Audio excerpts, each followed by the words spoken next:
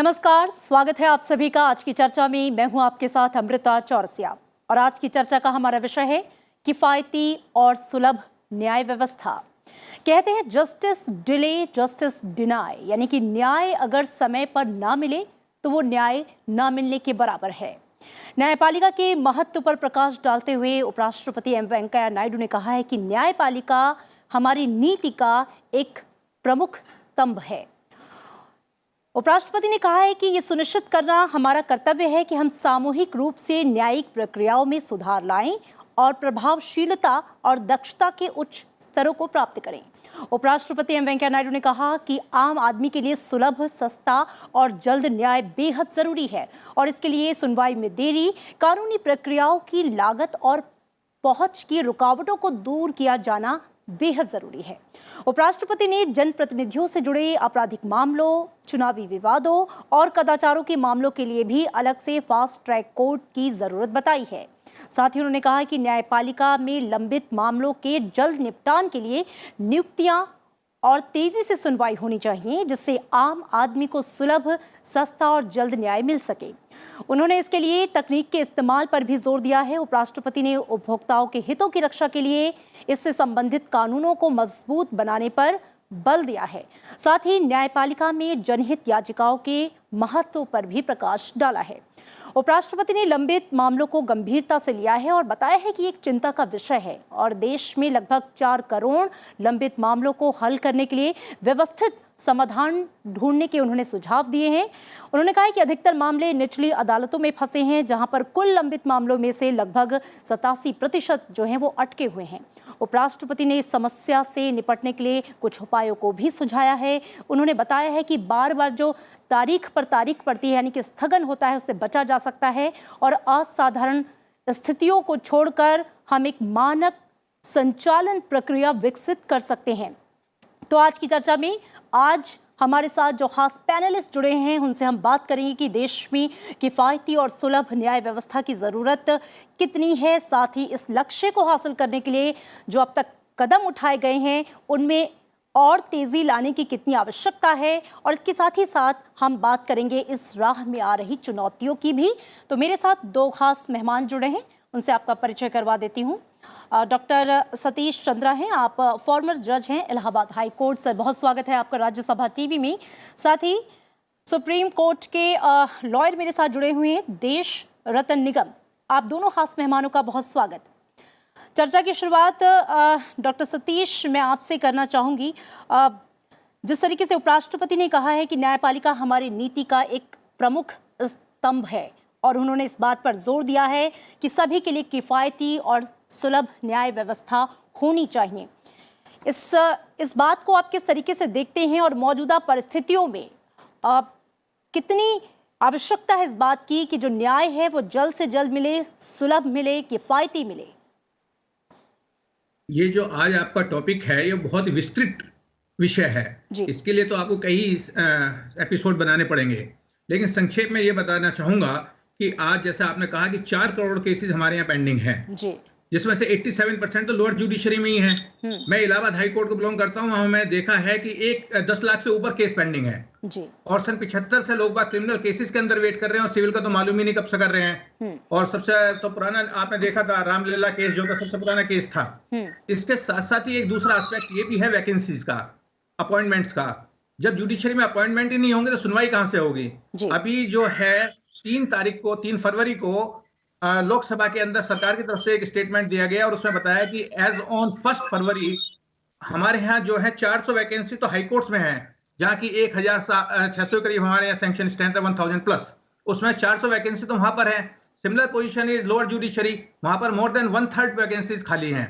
आपको जब मालूम है कि ये व्यक्ति अगले साल रिटायर होंगे तो उनका प्रोसेस क्यों नहीं शुरू कर देते अभी एडवांस में, ताकि आप एक वेटिंग लिस्ट बना सकें, उनके लिए कर सकते हैं। आज की तारीख में क्या हो रहा है कि जब वैकेंसी खाली हो तब भरने की बात करते हैं।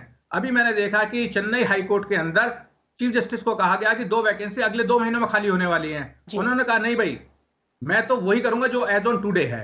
जितने वैकेंसी 6 हैं तो 6 ही भरूंगा, मैं 8 नहीं भर सकता या रिकमेंड नहीं कर सकता, जबकि उसके प्रोसेस में 5-6 महीने लगी जाते हैं। तो ये हमारा सिस्टम है, इसको हम बहुत एडवांस में कर सकते हैं वैकेंसी का।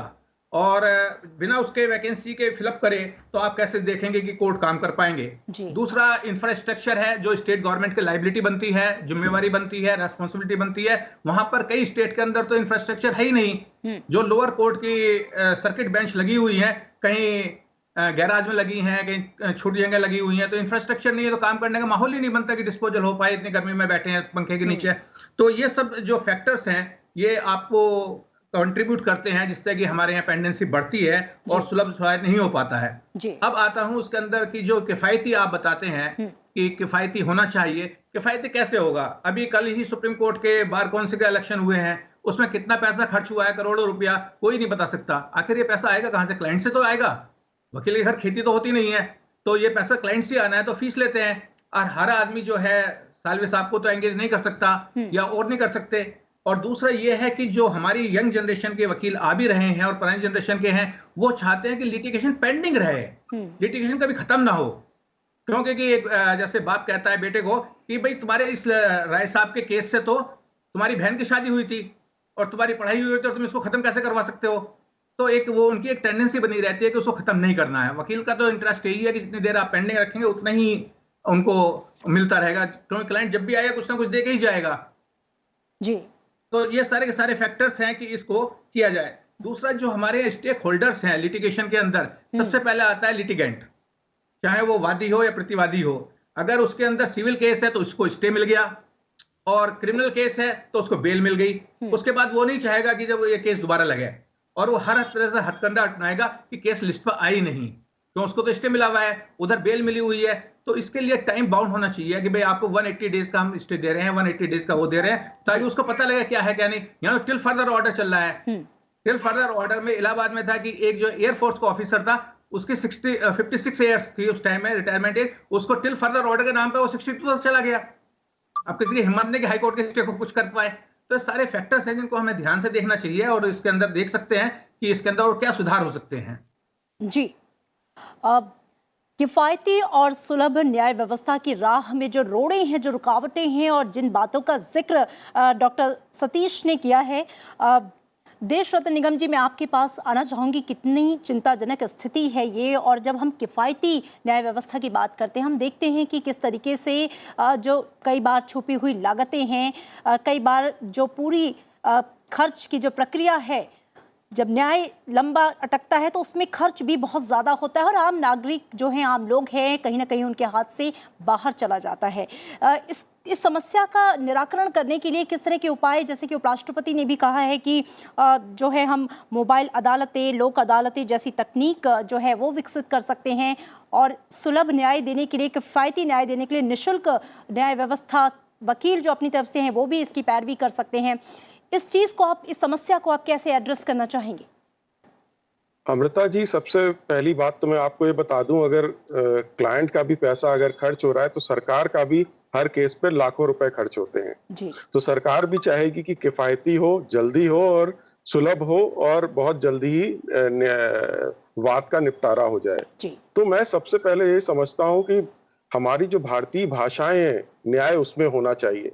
हर राज्य में क्लाइंट्स को पता ही नहीं होता है कि कोर्ट में क्या हो रहा है, वकील ने क्या बोला, बाहर आके पूछता है क्या हुआ।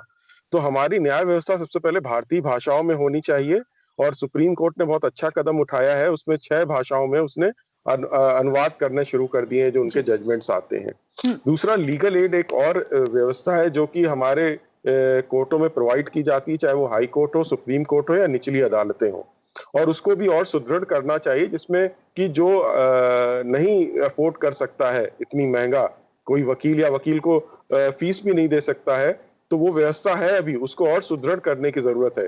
तीसरा, एक ऑल्टरनेटिव डिस्प्यूट रिजोल्यूशन एक सिस्टम जो नया आया है, जिसमें मध्यस्थता, मीडिएशन एक बहुत बड़ा कंसेप्ट उठ के सामने आया है, और दिल्ली हाई कोर्ट में एक समाधान नाम का एक सेंटर है जो कि विश्व में बहुत ही अच्छा माना जाता है, जिसमें कि लोग अपने वाद के निपटारे के लिए एप्लीकेशन देते हैं, और बिना कोर्ट में जाए दोनों पार्टियां सामने बैठती हैं, बीच में एक मीडिएटर होता है जो उनकी प्रॉब्लम सॉल्व करने की कोशिश करता है। यहाँ प्रॉब्लम सॉल्व क्लाइंट्स ही करते हैं, लेकिन मदद करता है सिर्फ मीडिएटर बीच में।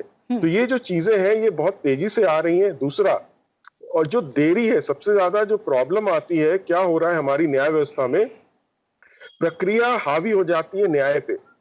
प्रोसेस जो है उसमें कोई एक एप्लीकेशन आ रही है, दूसरी एप्लीकेशन आ रही है, जिसपे अगर ऑर्डर होता है वो जाता है ऊपर तक, सुप्रीम कोर्ट तक चला जाता है। तो ये इस विषय को भी ध्यान रखना चाहिए और जजों की संख्या बढ़ाएं। न्यायाधीश का अगर अनुपात देखें हिंदुस्तान में तो बहुत कम है, वो उनकी संख्या आपको बढ़ानी पड़ेगी और इसका काम मेरे ख्याल से जो हमारा न्याय और विधि मंत्रालय है वो इसको ध्यान देना चाहिए और वो बहुत जरूरी है। तीसरा मैं ये भी कहूंगा कि वकीलों को भी अपनी सोच बदलनी पड़ेगी। वकील भी इसको डिले करते रहते हैं और नए जो वकील आ रहे हैं वो देखिए लिटिगेशन में नहीं जा रहे हैं, वो नॉन लिटिगेशन में जा रहे हैं जिसमें कॉन्ट्रैक्ट बनाना और एग्रीमेंट करना, क्योंकि उधर पैसे ज्यादा है। तो इस चीज को भी बदलना पड़ेगा आपको। तो ये, लेकिन ऐसा नहीं है कि ये चीजें नहीं हो रही हैं, इनको और थोड़ी सी गति देने की जरूरत है जिससे कि ये चीजें आगे बढ़े और जनता को फायदा हो। कानूनी सहायता सरकारें दे रही हैं और दूसरा एक टाइम बाउंड होना चाहिए, जैसा अभी हमारे को पैनलिस्ट जज साहब ने बोला कि ये टाइम बाउंड कर दे। और तीसरा, वो छोटे छोटे जो वाद होते हैं उनमें पंचायत को पावर दे दे। जो छोटे छोटे जो होते हैं, हर चीज एक जो बड़ी फॉर्मल प्रक्रिया और जस्टिस सिस्टम है उसमें ना भेजे। बहुत छोटे छोटे वाद होते हैं जो कि हमारे न्याय व्यवस्था को एकदम बांध के रखा हुआ है और बहुत सारे पेंडिंग केसेस वो छोटे छोटे वाद होते हैं। अगर ये पंचायत को आप इसमें वो सारे पावर्स दे दें तो मैं समझता हूँ आधे केसेस आपके वैसे ही खत्म हो जाएंगे। जी, तो जो बोझ है वो कहीं ना कहीं कम भी होगा। मैं डॉक्टर सतीश का रुख करना चाहूँगी।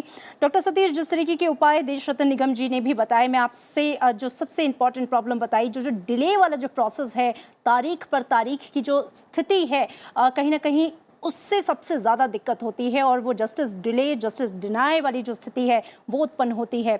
इस समस्या को एड्रेस करने के लिए आप क्या सुझाव देना चाहेंगे? इस पर भी उपराष्ट्रपति ने काफ़ी जोर दिया है कि इस स्थिति से निकलना चाहिए और जैसा कि आपने भी कहा था कि टाइम बाउंड तरीके से किसी भी केस का निपटारा हो।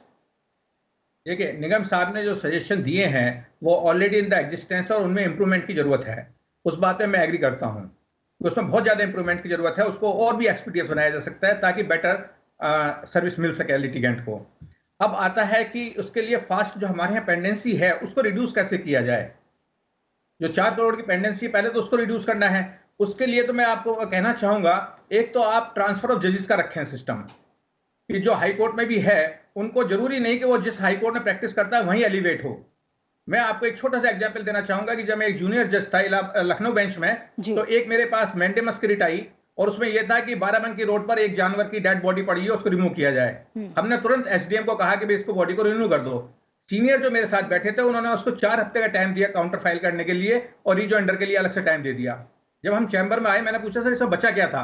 कहने लगे एक तो सरकारी वकील है, दूसरा फला फला जज का बेटा है, उनको तो अपनी फीस बनानी है, अगली डेट पे फिक्स कर इसको डिसमिस कर देंगे और वो अगली डेट पता नहीं आई या नहीं आई, डोंट नो, मैं रिटायर भी हो गया। तो मेरा कहना यह है कि जो जज जहां से प्रैक्टिस करता रहा है उसको वहां एलिवेट नहीं करना चाहिए, उसको कहीं दूसरी जगह भेजते हैं, ऑल इंडिया सर्विसेज के अंदर बनाएं। उसमें यह आता है कहने के लिए कि साहब टैलेंट आपका अट्रैक्ट नहीं होगा, टैलेंट अट्रैक्ट नहीं होगा, वो आना ही नहीं चाहेंगे जुडिशरी में। लेकिन मेरा कहना यह है कि जब उस जज का नंबर चीफ जस्टिस बनने के लिए आता है, सुप्रीम कोर्ट में एलिवेशन के लिए आता है, तो प्लेयर टू पोस्ट वो भागदौड़ करता है, तब उसका वो नहीं आता कि भाई ये टैलेंट कहां गया। तो ऐसा कुछ नहीं है, आप इसको ऑल इंडिया बनाइएगा और देखिएगा। दूसरा यह है कि आपके पास एक नेशनल जुडिशियल डेटा ग्रिड है जिसके अंदर हर चीज का डेटा आपका आता है, जजमेंट्स भी आते हैं, हर जज के आते हैं। उसमें आपको ये देखना है कि किसका डिस्पोजल ज्यादा है। हमारे यहाँ कुछ हाई कोर्ट ऐसे हैं जैसे नॉर्थ ईस्ट के अंदर हैं कि जहां वर्कलोड बहुत कम है, जो जज परफॉर्म नहीं कर सकता है, डिस्पोजल नहीं दे सकता या नंबर नहीं बढ़ा सकता, उनको वहां भेज दिया जाए और जो कर सकते हैं उनको उस फील्ड में लाया जाए, जो कुछ यहाँ कंट्रीब्यूट करना चाहते हैं, डिस्पोजल करना चाहते हैं, और उनके डिस्पोजल का रिवार्ड भी मिलना चाहिए। केवल सीनियरिटी से ही ये नहीं कि एलिवेशन होगा, उनको जो है उसको भी देखना चाहिए कि इसका कितना आया है। क्वालिटी के लिए आपका ग्रिड है ही है। मेरा एक सजेशन ये भी है कि एक रिटायर्ड हाई कोर्ट जजेस की एक कमेटी भी बना दी जाए नेशनल ग्रिड के अंदर, नेशनल जुडिशियल डेटा ग्रिड के अंदर, जो ये देखे कि इसकी क्वालिटी क्या है जजमेंट्स की, लेकिन उसके अंदर उस हाई कोर्ट का आदमी नहीं होना चाहिए जिसका वो जजमेंट इवैल्यूएट कर रहे हैं। ऐसे कमेटी बना के देखा जा सकता है, वो फिर सीजीआई को रिकमेंड करे कि भाई इसका परफॉर्मेंस, जजमेंट्स की क्वालिटी अच्छी है, इसका डिस्पोजल अच्छा है, तो उसको एलिवेशन के लिए रखा जाए। सिर्फ सीनियरिटी से काम नहीं किया जाए। तो एक जब तक आप उसको इंसेंटिव नहीं देंगे किसी जज को, तो काम करने के लिए कहां आएगा। हम ओथ लेते हैं, हर जज ओथ लेता है, लेकिन ये ओथ ये कहां लेता है कि उसको काम करना है। ये तो नहीं लगता। ऐसे ऐसे एग्जाम्पल आपको सुप्रीम कोर्ट में मिल जाएंगे, यहाँ 2 जजमेंट लिखे हैं उन्होंने पूरी लाइफ में और वो सीजीआई तक पहुंच गए। ऐसे ऐसे जज हैं जो काम नहीं करते, तो आप करेंगे क्या उनका? क्यों कॉन्स्टिट्यूशनल पोजीशन होल्ड किए हुए आप हटा नहीं सकते उनको इंपीचमेंट के बिना, और वो कोई ग्राउंड नहीं है वर्क ना करना। तो इसमें थोड़ा सा इंसेंटिव देखने वाली बात है कि इसको कैसे किया जाए, प्रमोशन के अंदर है। और तीसरा मेरा एक सजेशन ये है कि जैसे टैक्स में होता है कि एक एसएससी की जो है डिफरेंट असेसमेंट ईयर की अपीलें होती हैं, उनको कंसोलिडेट कर दिया जाए। अब जैसे मान लिया 26 जनवरी को आपका लाल किले के ऊपर हुआ है, तो इनको एक कंसोलिडेट कर दिया जाए, एक जज के पास ही जाए सारी की सारी। अब आपका मैट्रिमोनियल डिस्प्यूट है, तो उसमें क्या होता है कि 125 सीआरपीसी जो मेंटेनेंस है वो तो जाएगा क्रिमिनल कोर्ट में जी। कुछ स्टेट्स के अंदर जो है डाइवोर्स की पिटीशन जाएगी फैमिली कोर्ट में, 24 की एप्लीकेशन जाएगी कहीं और। तो क्यों नहीं उसको एक जज के सामने रख दिया जाता? आफ्टर ऑल जो हमारा फैमिली कोर्ट का जज है वो भी तो एडिशनल डिस्ट्रिक्ट जज है, तो वो जब क्रिमिनल में बैठता है तो वो डिस्मिस करता है, ये करता है। तो इनको सबको कंसोलिडेट करके एक साथ ही निपटा दिया जाए, जिसके अंदर dowry section 3 dowry prohibition act है, 498A है, 24 हिंदू मैरिज एक्ट है, 125 सीआरपीसी है। इतने सारी एप्लीकेशन लगते हैं मेंटेनेंस के लिए, लिटिगेशन के लिए, डाउरी के लिए, टॉर्चर के लिए। तो ये सारे के सारे एक ही जज निपटा दे उसको। After all he is also the additional district जज है वो उस रैंक का। बिल्कुल डॉक्टर सतीश, जो सुझाव आपने बताए हैं निश्चित रूप से महत्वपूर्ण है गुणात्मक सुधार के लिए जो हमारी न्यायिक प्रक्रिया है उसमें। देश रत्न निगम जी, मैं आपका रुख करना चाहूंगी। उपराष्ट्रपति जी ने प्रौद्योगिकी के इस्तेमाल पर भी बहुत जोर दिया है। आज हर क्षेत्र में डिजिटलीकरण का जिस पर जोर है, सरकार का भी इस पे पूरा फोकस है, और न्यायिक प्रक्रिया में जो प्रौद्योगिकी है उसके इस्तेमाल को करके हम किस तरीके से न्याय की जो पूरी प्रक्रिया है उसमें पारदर्शिता, सुगमता, सरलता, सुलभता सभी के लिए ला सकते हैं, इसको आप कैसे देखते हैं? और पिछले दिनों सरकार ने इससे रिलेटेड कई कदम भी उठाए हैं। अमृता जी, एक आपने बहुत ही महत्वपूर्ण सवाल पूछा, और इस पे मैं आऊं उससे पहले अमेरिका में जो प्रोसीजर है एक, जिससे कि वहां की न्यायालय बहुत ज्यादा इसका इस्तेमाल करती हैं। कोई भी अगर वहां पे मुकदमा आता है तो वो पहली हियरिंग में ही सुनने के बाद वो ट्रायल की तारीख लगा देते हैं, और इस बीच में जो भी आदान प्रदान आपको जवाब देना है, जो करना है, वकील आपस में कर लेते हैं। उनको अगर कोई उनके बीच में कोई वाद होता है, डिस्प्यूट उठता है, तब वो कोर्ट के सामने जाते हैं। तो ये बहुत जरूरी है। वही जहां मैं कह रहा हूं, तो प्रक्रिया हावी हो जाती है न्याय पे, जिसको हम कहते हैं प्रोसीजरल लॉ हावी हो जाता है सब्सटेंटिव लॉ के ऊपर। तो प्रोसीजरल लॉ को वो आदान प्रदान होना है जवाब का, वो जज के सामने क्यों जाए? वकील आपस में कर ले, उनको महीने भर का टाइम दे दिया जाए, वो आपस में कर ले। अगर कोई मुद्दा उठता है तो आप आ जाए कोर्ट के सामने, इससे बहुत ज्यादा टाइम बचेगा। दूसरा, आपने कोविड के वक्त में देखा जो डिजिटाइजेशन और डिजिटल मीडिया का प्लेटफॉर्म का जो इस्तेमाल हुआ, मैं अपने घर पे बैठ के, मैं खुद भी एक सीनियर मीडिएटर हूँ और लॉयर भी हूँ, मैंने अपनी सारी हियरिंग ऑनलाइन करी और सारे मीडिएशन ऑनलाइन करे। आपको आने जाने की दिक्कत नहीं है, 2-2 घंटे आप ट्रैफिक में नहीं फंसते हैं, इतनी आसानी से सब कुछ हुआ। और इसमें जजेस की भी ट्रेनिंग हुई है और लॉयर्स भी इसमें बहुत सारे सीख रहे हैं। अभी भी थोड़ा सा वो है कि नहीं, फिजिकल हियरिंग होनी चाहिए। देखिए, जब भी आप एक व्यवस्था से दूसरी व्यवस्था पे जाते हैं तो थोड़ा सा आपको विरोध तो मिलेगा। तो ये विरोध जो हो रहा है, बहुत सारे लोग मान गए, बहुत सारे धीमे धीमे मान जाएंगे। तो आपको आने की हर बार जरूरत नहीं है कोर्ट में, घर में बैठेंगे। जज साहब भी अपने आराम से कर रहे हैं, उनको भी बहुत ज्यादा इधर उधर जाने की जरूरत नहीं होती है। तो ये जो सुधार, जो डिजिटल आपका देखा प्लेटफॉर्म्स का जो इस्तेमाल हुआ है, चाहे वो आपके कोई भी आप ले लीजिए, उसमें हाँ, ये जो आपका एविडेंस होता है, जो आपकी गवाही होती है, ये सारी फिजिकल होनी चाहिए, जिसको मैं मानता हूं कि इसमें बहुत सारी चीजें होती हैं। और आर्ग्यूमेंट्स का जो एक फाइनल स्टेज है, वो भी कई केसेस में, जिसमें कि जो ओरिजिनल साइड है, जिसमें सूट वगैरह होते हैं, उसमें तो मैं समझता हूँ फिजिकल होनी चाहिए। जो रिट ज्यूरिसडिक्शन वगैरह है, उसमें फाइनल आर्ग्यूमेंट्स आपके डिजिटल मीडिया प्लेटफॉर्म्स पे हो सकते हैं।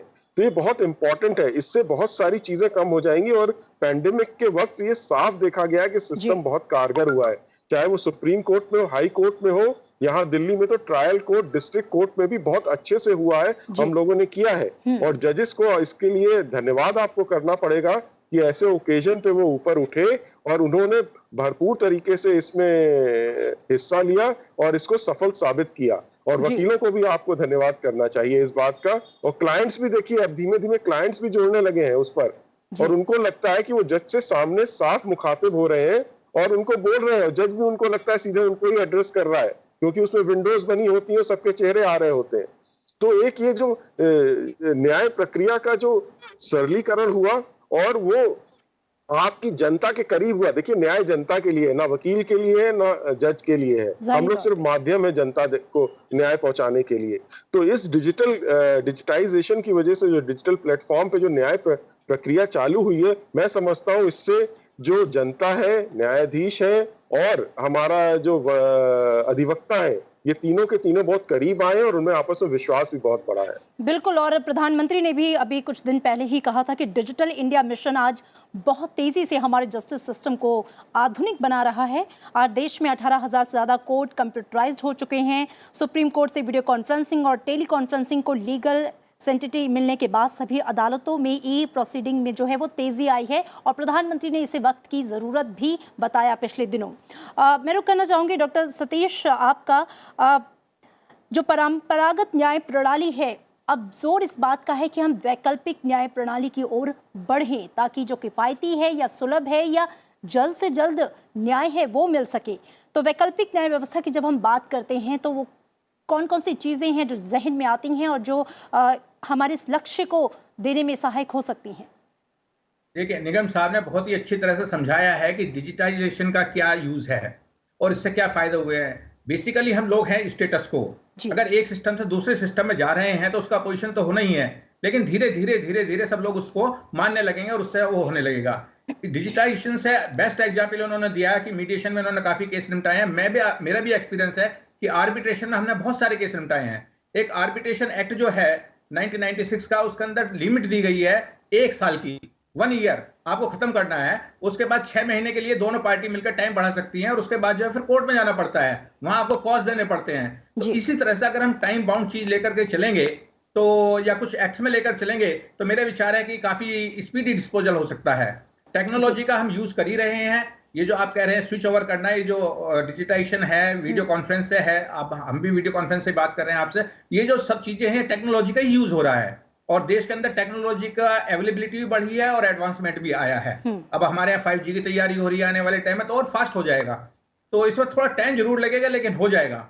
और जहां तक प्रोसीजर की बात है, प्रोसीजर में तो थोड़ा आपको चेंज करना ही पड़ेगा। फॉर एग्जाम्पल अगर सिविल लिटिगेशन है 151 है, उसके अंदर आप कितनी एप्लीकेशन लगाते रहो, मेन सूट तो कभी डिसाइड होगा ही नहीं, वही डिसाइड होती रहेंगी। तो उसमें कोई लिमिट होनी चाहिए कि आप 2 एप्लीकेशन लगा सकते हैं, 3 एप्लीकेशन लगा सकते हैं, लेकिन वहां एक डिसमिस हुई नहीं, उसके अपील कर दी, दूसरी एप्लीकेशन लगा दी, तो वहां तो इस तरह से लिटिगेशन तो बढ़ता ही रहेगा। तो इन चीजों पे हमें देखना पड़ेगा। इसके लिए कमेटी बना करके देखा जाए कि प्रोसीजर में हम क्या कर सकते हैं और इसके लिए क्या वो किए जा सकते हैं। बहुत सारे सेमिनार्स हुए हैं, कॉन्फ्रेंस हुई है, लेकिन प्रॉब्लम है कि वही एरियर की, एरियर कभी खत्म ही नहीं होते हैं, एरियर बढ़ते ही जाते हैं। तो इनके लिए सोचना पड़ेगा कैसे किया जाए, या क्या हम स्पेशल कोर्ट बना दें जो सिर्फ बैकलॉग को ही निपटाए, फ्रेश को एंटरटेन ना करे। ये भी एक सजेशन हो सकता है, इसको भी देखा जा सकता है क्या किया जाए। जी बिल्कुल। और दूसरा, तो इस तरह से हम कोशिश कर सकते हैं कि लिटिगेशन कैसे कम किया जाए और सुलभ न्याय जैसा है कि उसको मिलने लगेगा तो बहुत अच्छा होगा हमारे लिए, क्योंकि जो है law protects us and it is the third pillar of the democracy. जी बिल्कुल। देश रत्न निगम जी, मैं आपका रुख करना चाहूँगी। इंडिया जस्टिस रिपोर्ट 2020 जो आई, जिन बातों का जिक्र उसमें किया गया, इसे आप कैसे देखते हैं? और साथ ही जब हम किफ़ायती, सुलभ और सरलीकरण की बात कर रहे हैं तो ऐसे में जो न्यायालयों की कार्य अवधि है, यानी जो वर्किंग आवर्स हैं, उसे बढ़ाने की भी बात सामने आ रही है। इसके साथ ही डिसेंट्रलाइजेशन जो है वो कोर्ट्स का, उसकी भी बात सामने आ रही है। इसे लेकर आपका क्या व्यू पॉइंट है? देखिए, जैसा आपने बोला कि आप अवधि बढ़ा सकते हैं, उसमें कोई बहुत बड़ी बात नहीं है।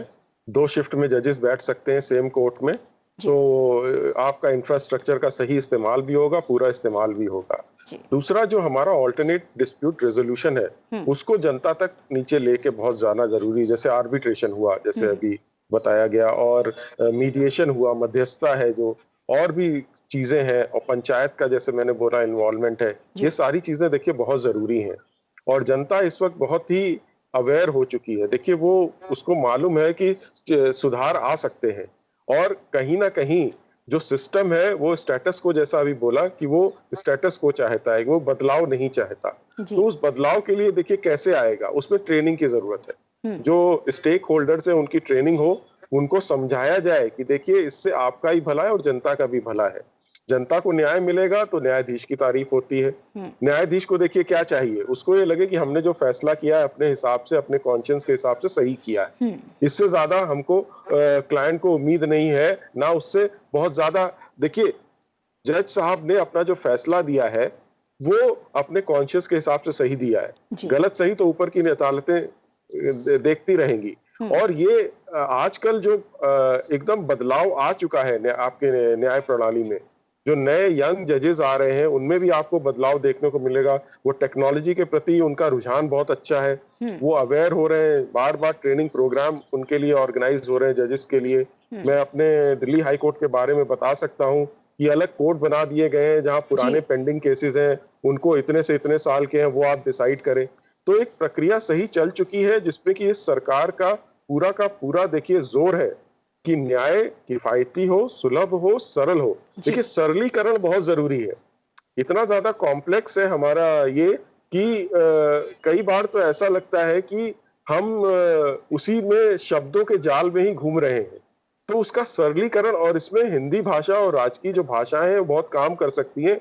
ऐसे शब्द कमेटी बने, ऐसे शब्द लाए जाए जो कि आम जनता की बोलचाल की भाषा में हो।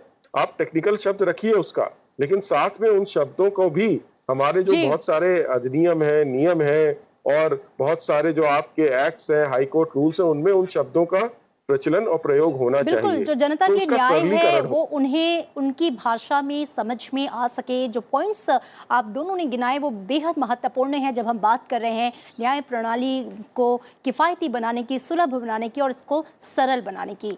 चूंकि वक्त यहीं पर समाप्त हो चुका है, आप दोनों खास मेहमानों का बहुत शुक्रिया इस चर्चा में हमारे साथ शरीक होने के लिए। तो न्याय के जो आदर्श भारतीय संस्कारों का हिस्सा रहे हैं, वो न्याय हर भारतीय का अधिकार है। इसलिए जुडिशरी और सरकार दोनों का ही ये दायित्व है कि दुनिया के सबसे बड़े लोकतंत्र में मिलकर एक जो वर्ल्ड क्लास जस्टिस सिस्टम है उसे खड़ा करें और इसमें सभी का सहयोग जरूरी है। तो आज की चर्चा में इतना ही, दीजिए इजाजत, नमस्कार।